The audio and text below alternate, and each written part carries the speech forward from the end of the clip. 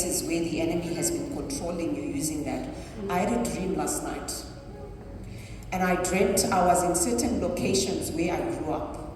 And every time I came into that place, there was a swirling of emotions that went through me. And I remember in the one part, I had a bag full of medication that belonged to me. And I was even taking it and putting it in a different place. And I was saying, okay, I'm leaving this behind, but I'm taking this with me. And it was all medication. And when I woke up and I was like, Lord, I'm tired of having these dreams where I go back where I grew up and I feel a certain way. I just don't enjoy it. And then the Lord was like, there are fragments of your soul in those places. And you know, I've read about soul fragments many times, but it has never spoken to me and it has never affected me, and I've never felt the fragments of my soul anyway.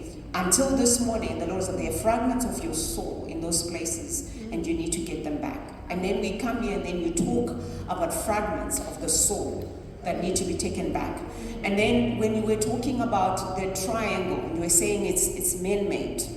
So I saw Freemasons, Sangomas, and these are entities that we had been dealing with in this town.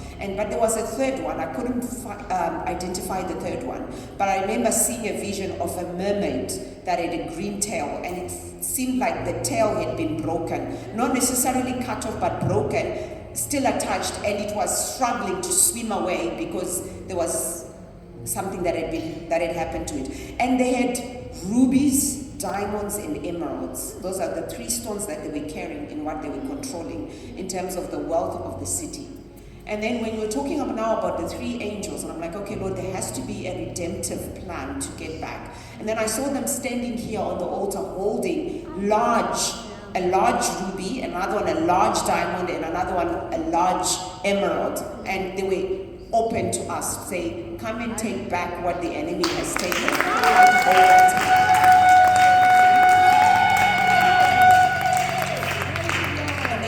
Talking about opening doors, gates are being opened for us to go in. The Lord has given us the keys of David. So I remember opening this huge, that looked like a palace with big gates, opening and then walking in the courtyard full of diamonds, emeralds, and rubies. And the Lord was like, the dragons have been holding all this wealth captive. And so I got excited. Then we were talking about chariots, and so I was telling the people with the church, like, load it all in, it's mine, load it all in, it's mine. But then the Lord was like, don't just get excited about that, because you spend that and it'll be finished. Because I was saying, like, we've got school fees to pay, there are kids that need to be taken to university, load it all up. And the Lord was like, that's not all, don't talk of just loading that.